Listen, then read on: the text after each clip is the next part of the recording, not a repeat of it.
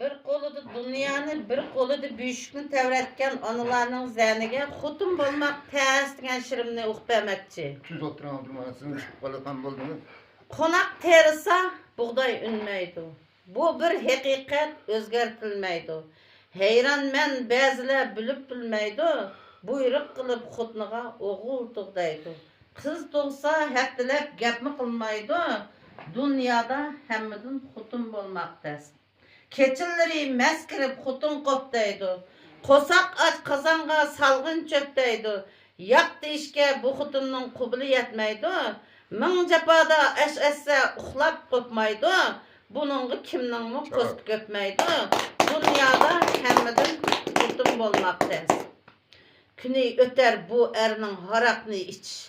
Keçilleri meskirip urib va cheqish. Xutunga vazifa tayoqni yeyish.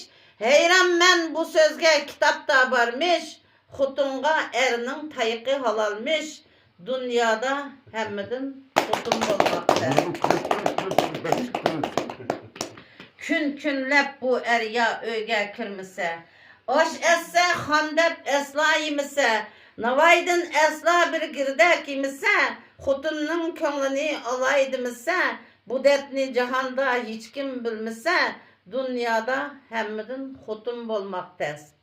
Bu gamdin oylağa petip, çidimay azapqa halidin ketip, qenana karvatta mingjan bop yetip, qenana tovlaydı avaz yangritip, kızını tıllaydı ona anlatıp, dünyada hemmadin xutun bolmakta. Kördün mü bunu? Nemişqa ayal qip yarattın onu? Etkına ayalının tümür moceni, bendini beraber diginin keni, dünyada hemmadin xutun bolmak tez. Oyladım, şu bir xutun bop baksa, 9 ay qosaqni kötürüp baksa, her şembe bir döve kirjiyip baksa, işten çıkıp bir kazan aşit baksa, inçiqlap qenilip bir tuğup baksa, şu çağda deydi o, xutun bolmak tez. Köpçülük rahmet. Ma pakiz o'qib.